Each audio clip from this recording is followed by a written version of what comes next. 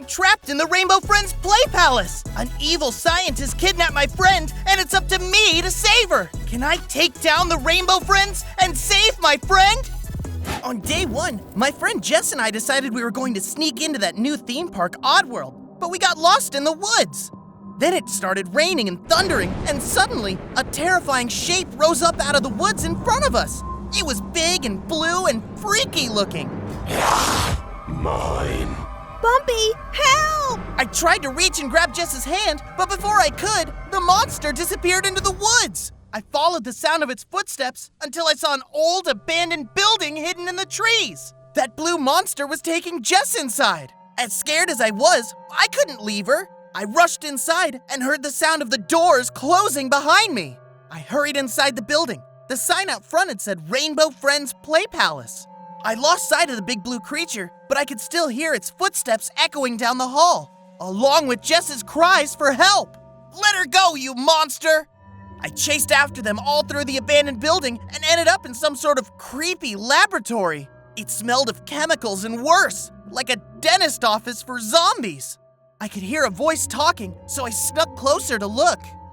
Don't worry, it will be mostly painless, I assure you. I've nearly perfected my formula. Let me go, you freak! That's rather rude. Still, your attitude will change after the procedure. She said, let her go! Bumpy! Well, what do we have here? Another volunteer. Yeah, and I'm volunteering to kick your butt, you overgrown lobster frog! Don't come any closer or you and your friend will both regret that. What are you planning on doing with her? Why, I'm going to transform her into something new, something wonderful. You're crazy! Crazy? That's what they all said, but I think I'm perfectly sane. You see, the Rainbow Friends Play Palace has always been my dream, ever since I was a small child. I loved drawing fantastical characters and coloring them, but my father did not approve.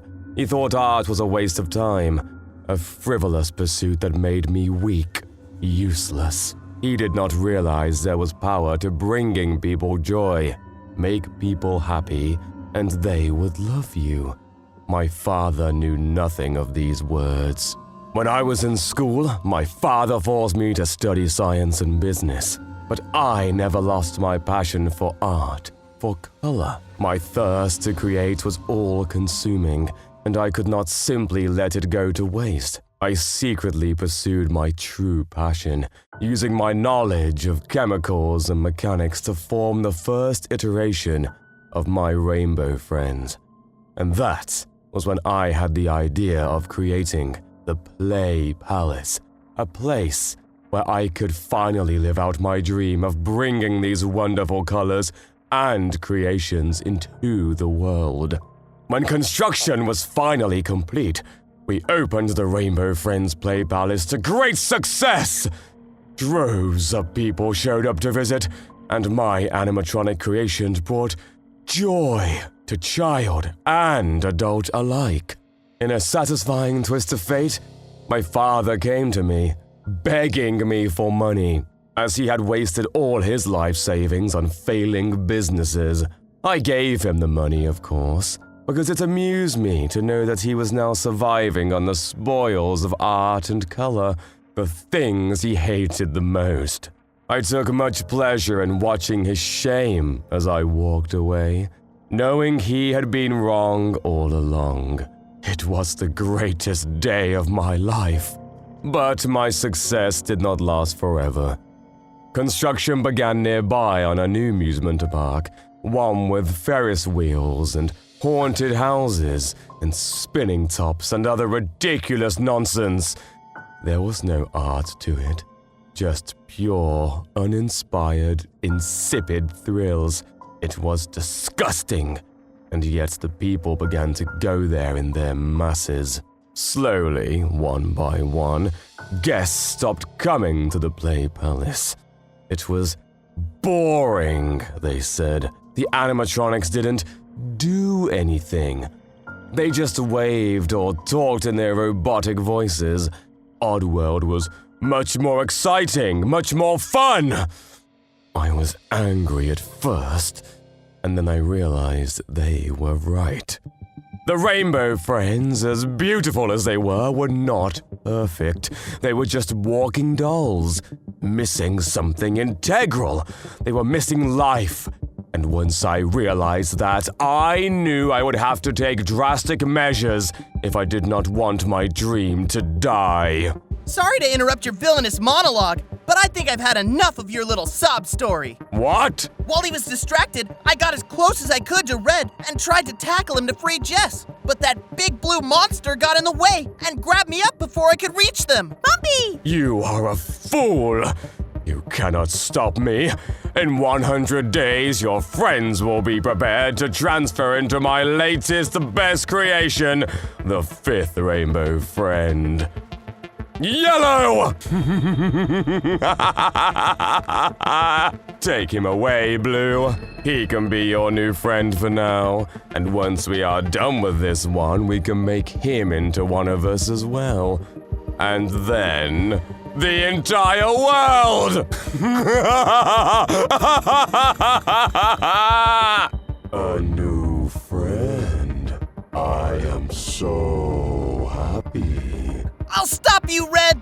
This crazy plan of yours, it'll never work! I'm afraid it's already too late for you. Now it's time to start making you a little more colorful! I spent the next, I'm not even sure how many days, chained up in some kind of medieval dungeon. Blue would come in to play games with me, and he'd get angry anytime I refused. That's not how you play!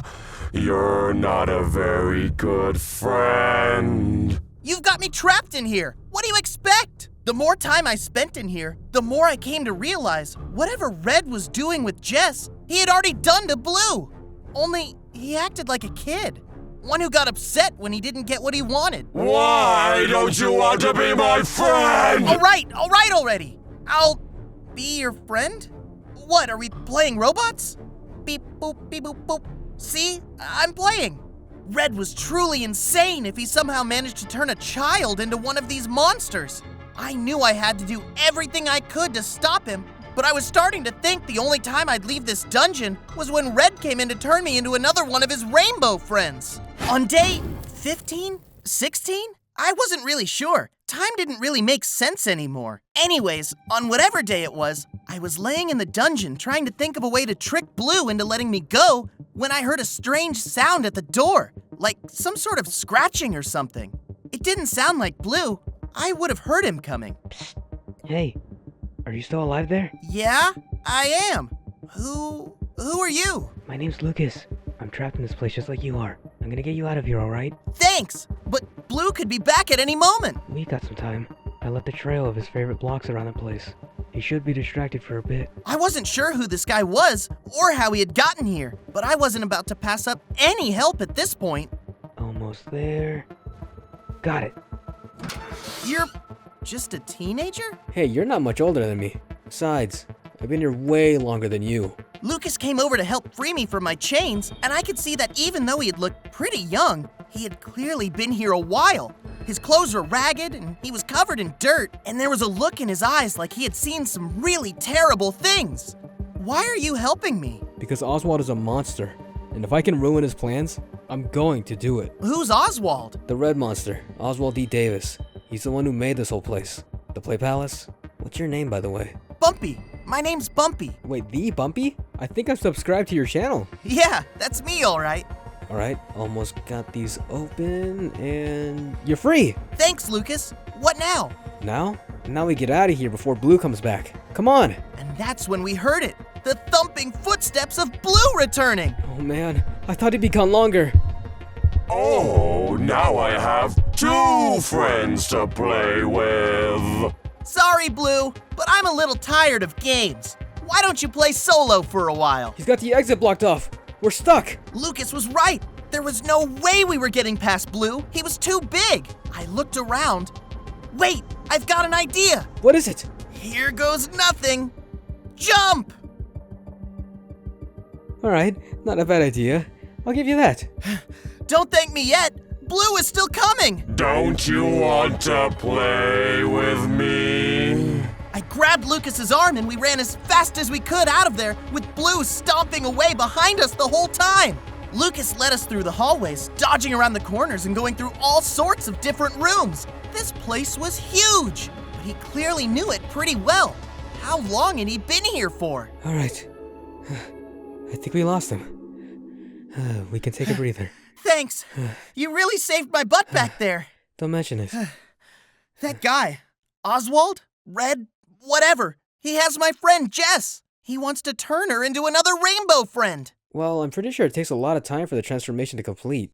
It might not be too late to save her. Wait, you know how it happens? Yeah, one of the people in my class, she got turned into a rainbow friend too. Wait, did you hear that?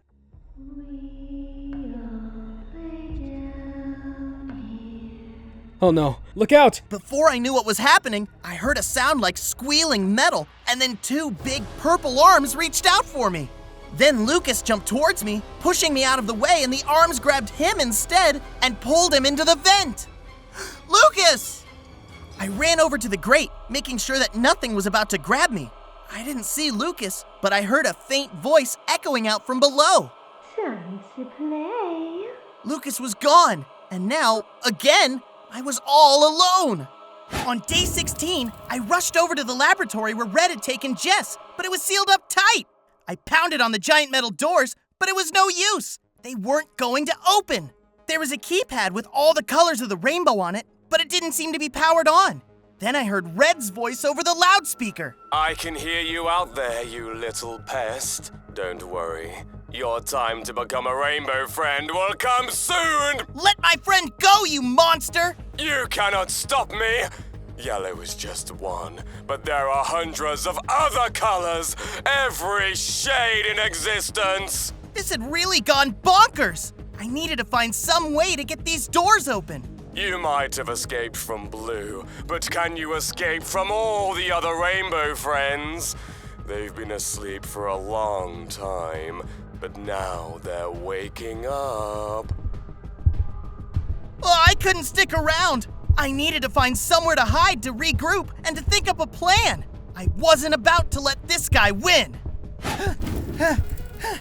Gotta keep running. The next few days I spent on the run from Blue, never getting a break. He was slow, but relentless, and would barely ever stop to let me catch my breath. I thought for sure he was gonna wear me down and catch me. Wait, this is new. I hurried over and shut the doors, then got as silent as I could. I heard Blue's footsteps down the hallway, but slowly, they began to get quieter and quieter. I breathed a sigh of relief. Whew. All right, now what is this place?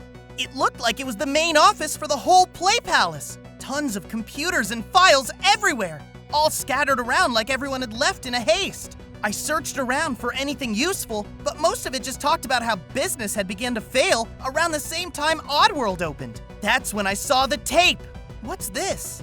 It was one of those old videotapes, kind of like the ones your parents kept with all the junk in their closet. The marking on it said Video Diary 1. There was a TV nearby, so I put the tape in and pressed play. My name is Oswald D. Davis, and I've done something horrible.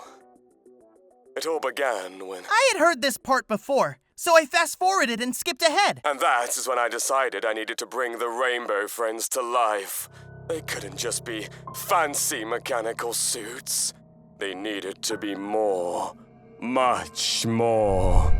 Science alone would not be enough to bring the Rainbow Friends to life. However, in my studies, I came across more occult methods. They seemed foolish at first, but the more I researched, the more I became convinced this was possible. Whoa, so he turned to dark magic? He was going off his rocker even then. Yet, as much as I wanted to drown myself in my work, I had a family. My son, a lonely and quiet boy, would constantly pester me for attention. He had no friends, you see. It was partly for him that I created the Rainbow Friends in the first place. No, Oswald Jr., I don't have time right now. Can you please play with your blocks by yourself? I have important work. Wow, what a jerk. He wasn't much better than his own father. It was then that I had an idea. A terrible, horrible idea. But in my adult mind, it seemed like the only solution. Whoa. Is he gonna do what I think he's gonna do? My goal was to bring happiness and friendship to all. And what better place to start than with my own son, or so I told myself at the time. Don't worry, Ozzy. Soon you'll have plenty of friends, more than you could ever hope for. Everyone will be your friend. I promise! He turned his own son into a rainbow friend? It was done. It had taken many weeks for the transformation to complete, but finally, I had it. The first of the rainbow friends. Blue. Dad? This is nuts! Red really was a monster! Slowly, over time, Blue began to lose his memories. He was truly becoming a rainbow friend, greeting the guests at the park, singing for them, playing games, making friends. But it wasn't enough. As much as everyone loved the new Blue, they still preferred Oddworld. And then I realized one rainbow friend was simply not enough. I needed more. Before I could get the rest of the story, the tape ended. But what I had seen already was terrible enough. Red or Oswald or whatever. He had used his own son to create the first rainbow friend. That's why Blue always wanted to play. Why he wanted friends so bad. Then I realized something. What if the code to the door was the order in which the rainbow friends were created? I needed to find the rest of those tapes. On days 26 to 37, I came up with a plan. First things first, I needed a base of operations. The office seemed like a pretty good place. I just needed to make sure the door was sturdy enough that even Blue wouldn't be able to break it down. I got to work reinforcing the room so it'd be safe during the times when I needed to lay low. My next priority, getting the door to the lab open. But in order to do that, I'd need to redirect the power. And for that, I needed to find a fuse. On my quest for the fuse, I found myself in some kind of sub-level area of the Play Palace. It was pretty dark and creepy down here, like some old abandoned nuclear facility. But it got even creepier when I heard a dark, scrabbly voice echoing out from down the hall. Is someone there? I can hear your footsteps. Oh man, it must be another rainbow friend. I quickly looked around, spotted a nearby locker, and jumped in to hide. And just in the nick of time, too. You shouldn't be in here. The Play Palace is currently closed. Where are you? I kept as quiet and as still as I could as it came into the room. It was tall and skinny, with long, wiggly arms that looked like they'd reach out and catch me if I came anywhere close. The green rainbow friend. Even if I can't see you, I can find you. And then you'll have to talk to the boss. I watched Green slowly wander off. It didn't seem to be searching, more like it was wandering around hoping it'd run into something. In any case, those wiggling arms freaked me out, and I didn't want to get anywhere near it. Once it was gone, I slowly creeped out of the locker, and that's when I noticed it. There was another tape inside. This one looked just like the other one, except it was marked with number 2. Maybe if I watched it, I'd get more clues as to what Red had done, and how to stop him from doing it to anyone else. On day 45, once I got back to my base, the first thing I did was put in the videotape to watch it. Things continued to get worse at the Play Palace. There were still guests coming, but they were few and far between. I had to let go of most of my employees, retaining only one ticket checker to bring the guests in. And that's when I had my idea. Was that the last of the guests, Harvey? Sure is, Mr. Davis. I made the call over the intercom myself. Good. You're an excellent employee, Harvey. You stuck it out here even in our hardest times. In fact, I'd like to discuss a promotion with you. Wow, really? I love working here. Everyone is so nice. I'm sad we had to let so many go. Me too, Harvey. Me too. I have a bad feeling about where this is going. Harvey was one of our best employees. He had been with us right from the beginning. That's why I knew that he would be happy to join the Rainbow Friends as a permanent addition to our family. I mean, after what happened to Blue, nothing was too evil for this guy, was it? And so, it was done. I had created my second Rainbow Friend. But somewhere along the way, I had made a mistake. I can't see anything. Where am I? Green had lost his sight, but his hearing had become incredibly acute. Still, it was a lesson that I had yet to perfect my formula. There was still work to be done. I needed to find my next assistant. I spent the next few days trying to locate the fuse I needed. Then I heard it.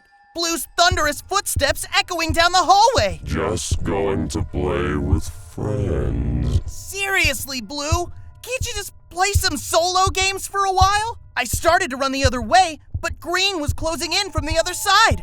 I was trapped. Then I spotted a nearby locker and quickly jumped inside to hide. They were about to walk right into each other. I had never seen two Rainbow Friends in the same room before.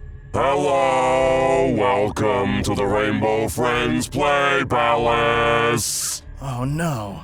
Are you lost, kid? I can't find my mom. Oh jeez. That sucks, buddy. But don't worry, I work here. The Play Palace is open for all ages to enjoy. Have fun. And don't forget to check out the castle. Rainbow Friends, make friends with the Rainbow Friends. Well, that was super weird. It was almost like when they got close to each other, they started to remember who they were. Clearly, there was still something of the original person left inside the Rainbow Friends. Maybe, just maybe, I could use that somehow. On day 60, part 1 of Operation Lab Buster was ready to go. All I needed to do was install this new fuse, redirect the power to the laboratory doors, and then I should be able to get them open. What could possibly go wrong?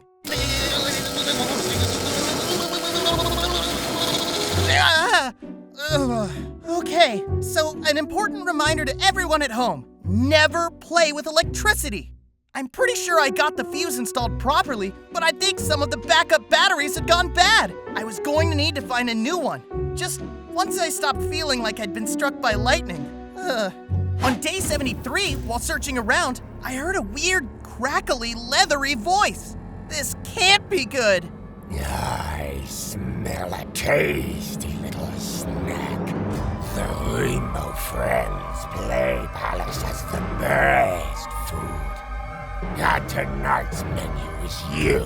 Nope, I wasn't having any of this. I ran, but the monster was right on my heels. Just a little bite, an arm, a leg, something. Come on. This was definitely the most terrifying one so far, and it ran almost as fast as me. I rounded a corner and got out of its sight for just a moment, but there was nothing to hide behind or under, except... Oh, seriously? I didn't have any other choice. I jumped down into the vent and hid inside, and just in the nick of time, too. Oh, I really do not like being down here. Come check out our cafeteria. You really gotta try the mystery meat. The monster was absolutely insane. If it caught me, it'd give a horrible new meaning to fast food. I'm going to find you, and then I'm gonna crunch your bones. Crunch, crunch, crunch. Finally, Orange started moving on, but I decided to wait for a moment just to make sure it didn't come back. Oh, did someone come to visit? Nope! You better believe I jumped out of that vent as fast as I could and got the heck out of there. Wasn't about to deal with any of that. Oh, he doesn't want to come play with us. I spent the next week preparing to go down into the caves. It was the last place I had to check for the battery. I had avoided it up until now because I'm pretty sure that's where Orange lived. Of all the rainbow friends, it was definitely the most dangerous. It was fast and mean and hungry, and if it got its hands on me, I'd definitely be lunch. I walked down the hallway that led through the sublevel. It was pretty creepy. Maybe this place was an old nuclear facility after all. Then the entrance widened open into a big cavern. Whoa! I looked around for any sign of Orange. It was pretty dark in here, but there were some small emergency lights that illuminated the place just enough for me. The coast looked clear, so I made my way deeper inside. I wanted to get in and get out as quickly as I could, and before long, I saw it. A battery laying right there in the dirt. Orange must have thought it was food. I was just about to leave when I heard the sound I was really hoping I wouldn't hear. I smell a visitor. Did someone come over for dinner? That was Orange, all right. Time to skedaddle. I snuck around the cavern heading for the exit, but suddenly, Meat's back on the menu. Orange leapt out and reached for me. Have you thought about going vegetarian? I rushed away before Orange could snap me up, but he was blocking the exit. I ran the other way, but there was a big metal door in the way. I was trapped. Where are you going? Aren't you hungry? No, I am. You know, I'm probably not very tasty. I was starting to think I was done for, but then the big metal doors opened. I thought I was saved, but standing there in the doorway was Blue. Oh, could this get any worse? You leave my friend alone! Oh, come on. I just want a bite. Go away, you bully! Fine. But I'm starting to get real hungry. You saved me. I don't like bullies like him. Thank you, Blue. I owe you one. Rainbow friends, make friends with the rainbow friends. Oh no. Hey there, friend. Wanna play a game? I ran out of there with Blue pounding along at my heels. I still couldn't believe it. He had actually saved me from Orange. I was starting to think I could get through to them after all. On day 84, I took the battery to the room I had installed the fuse. This time I was going to be a lot more careful. Getting electrocuted once was plenty. I slid the battery into place and voila! Power back up and running. There was just one last thing before I could open the lab door. I needed the passcode. Just as I was about to leave, I noticed something small and dark on top of one of the breaker boxes. It was another tape! Video diary number 3. Maybe I'd find what I needed here. I rushed back to my base to watch it. Despite my best effort, less and less guests were coming to the Play Palace.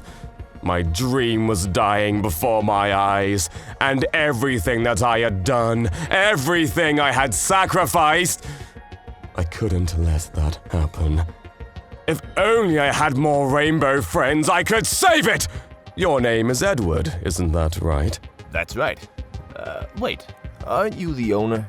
Oswald D. Davis? That's right. I know you've been one of our most valued customers for quite some time. Oh, well, thanks. The food here is great, and I really like the changes you've made. The Rainbow Friends seem a lot more lifelike now. Yeah, because he literally put people's souls in them, just like he's going to do to you! It was a lot of hard work.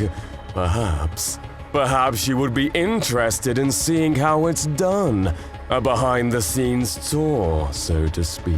Don't do it! Wow, that sounds amazing. When can we go?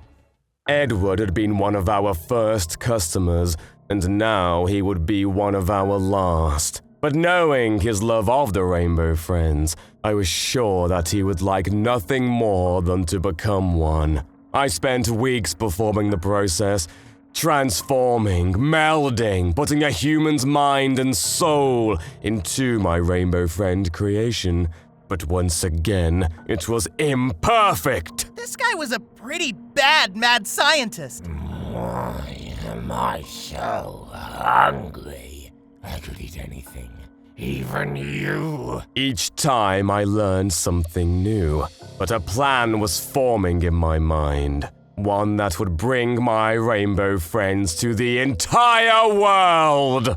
This This was it! The power was restored to the laboratory door! And now that I'd seen the third tape, there were only 2 options for what the code could be. Either Purple was the 4th rainbow friend, or Red had transformed himself first. I tried the first option. Blue, green, orange, purple, red. It didn't work. So Red must have come before Purple? Let's try this again. Blue, green, orange, red, purple.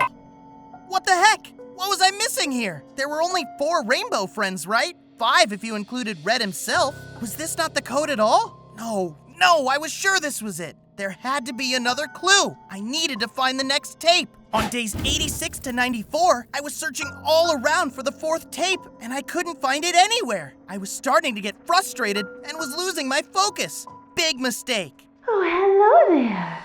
Come and play. Before I could do anything, Purple reached and pulled me right into the vents. I could barely see anything, but I could hear it there in the dark with me. I've been so lonely down here. All my friend wants to do is sleep. Maybe you'll play with me? Yeah, I'm a bit busy right now. Wait, your friend? Suddenly I realized Lucas might still be alive. You know what? Maybe I actually do want to play a game. How about catch? I reached into my pocket and pulled out a toy I had saved just for this occasion. One of those stupid little light-up toys that flashed all different colors, with a few modifications. It's so bright! Purple backed off, and I saw there was a shape on the ground. It was Lucas. I rushed over towards him. Lucas, buddy, are you all right? Bumpy? It's me. Come on, I'm gonna get you out of here. I can't leave. What? Why not? Purple. She's my friend. My best friend.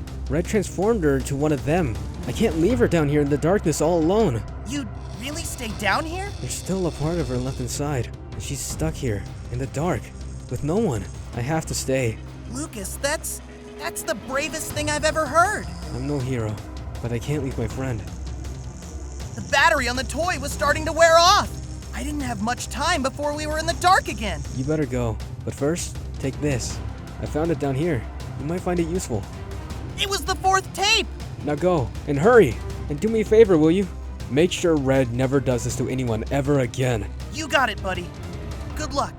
Just as the light began to fade, I hurried back up and climbed over to the grate and out, leaving Lucas and his friend behind. I wish he would have stayed just a little longer. I'm still here, Lucy. On day 95, I popped in the 4th videotape from Red. Time to find out what really happened. Even the creation of Orange was not enough to save the Play Palace. Our last guest left, never to return, and I was left alone with my rainbow friends. That was when I became obsessed with turning the whole world into my friends to create a colorful family that could sing and play together. And for that, I needed volunteers. In my adult mind, causing the bus to crash seemed perfectly logical. The perfect way to find my next rainbow friends. I changed the sign to Oddworld around and waited. That must have been the school bus Lucas was on. Once it was done, I took 2 of the survivors back to my lab and prepared them for transformation. So that's what happened to Lucas. He went after his friend, just like me. With the 2 volunteers, I'd planned to create 2 rainbow friends at the same time, Pink and Purple, the newest members of our family. But my calculations were off. Purple, though whole, was too sensitive to the light and immediately fled into the ventilation system. Poor Purple. Lucas was too late to save her. Even worse was Pink. Something had happened to turn her into a vicious, slavering monster. I had no choice but to seal her away, to hide from my failure. It was a cruel thing. So that was why the code didn't work. Purple wasn't the last rainbow friend before Red. There had been another. Pink. Now that I knew the code to the lab, was I really ready to face Red alone? On days 96 to 99, I knew I wouldn't be able to defeat Red if I didn't do something with the other rainbow friends. Luckily, now that I knew their origins and had seen what they were like after their transformations, I had a plan that just might work. If I was lucky. And let's face it, how often did I really get lucky? On day 100, there wasn't much time left to save Jess. It was now or never. Either I was going to stop Red or my friend, and the entire world would be turned into rainbow friends. Blue, green, orange, purple, pink, red. It worked! The doors opened, and a horrible smell wafted out of the lab. So, you finally managed to crack the code. You're rather industrious for a teenager. You'll make an excellent addition to our family. I looked towards the end of the lab, and there he was. Red, looking horrific and monstrous as ever. This little experiment of yours ends here, Red. You let my friend go. You've gone insane, can't you see? Insane? Is it insane to want to bring joy and happiness and color to the world? If so, then perhaps I am insane. No, like you're legit insane.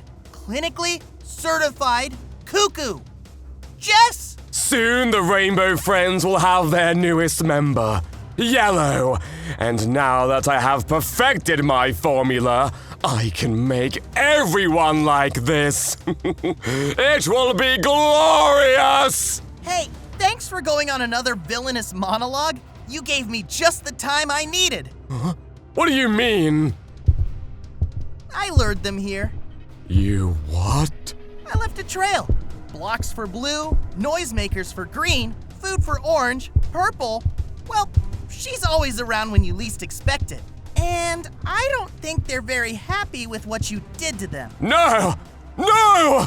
Before Red could react, I rushed over to Jess and smashed the test tube that was holding her. Come on, Jess. I'm getting you out of here. Dad, why did you do this to me? I remember the sound of your voice. You turned me into this. It was you who made me this hungry. Now, you get to fix it. Maybe you need a taste of your own games. I am your creator! And it's time you said hello to your creations, Oswald. No!